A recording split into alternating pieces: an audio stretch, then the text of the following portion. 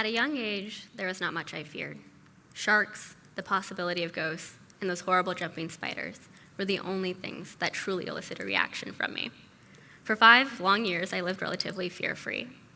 After that is a different story. At 5, I was diagnosed with leukemia, a form of childhood cancer. For several years afterwards, I was in and out of the hospital, constantly finding new setbacks I had to conquer. While there was plenty to be afraid of in my life, there was also plenty to fight for. My mother in particular was a cornerstone in the strength and perseverance I discovered and developed within myself. She encouraged me to find joy in the white walls surrounding me and the antiseptic inundating my sense of smell. Within her persistent ministrations, I found a place of happiness: books. These books not only gave me a way to explore wonderful worlds, but they helped me build my identity through characters that looked like me, had the same experiences as me, and most of all, related to me. Now, I'm not saying the book should be used as a form of escapism. While there is a time and place to do so, I am saying, however, that they can be a surrogate for experience.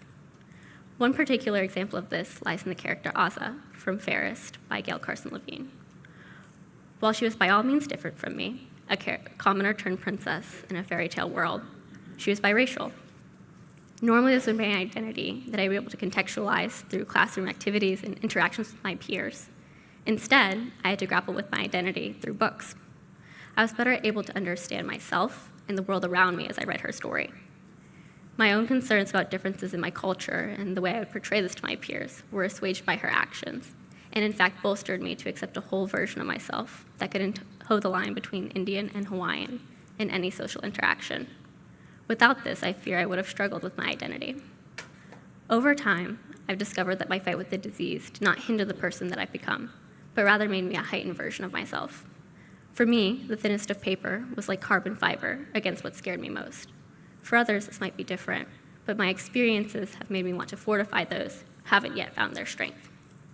10 years later, while casually perusing a Barnes & Noble bookshelf, I realized there were patients at the very same hospital that I was once treated at that did not yet have that ray of hope.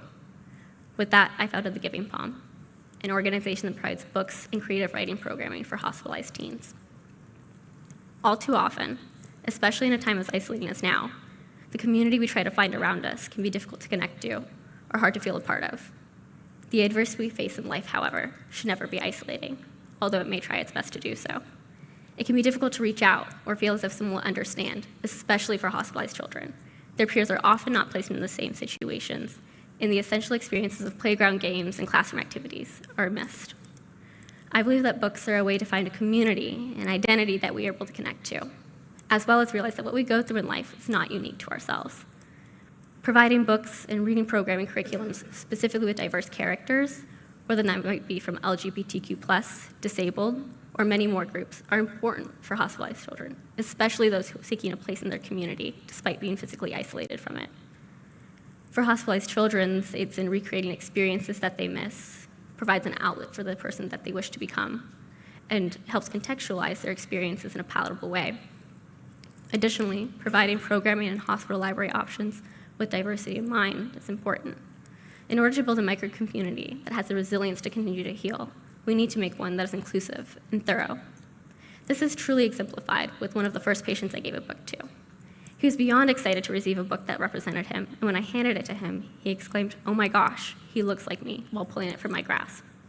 For the duration of his stay, he avidly asked me to read it to him daily, despite, of course, also reading it by himself. With one book that represented this patient, it connected him to himself, the hospital staff, and the small joys that made his fight easier. If my idea of increased access to books and reading programming with diversity in mind is adopted, I think that the healthcare would be working towards more compassionate care and better mental health. Up to 15% of hospitalized children can develop post-traumatic stress disorder. This is not a problem that we can ignore. Right now, what we are doing is not enough. We cannot wait to find ways to create a community to strengthen children. My idea is something we can immediately begin to implement to help reduce stress responses. This is my story and how I can help change the community around me for the better. Thank you.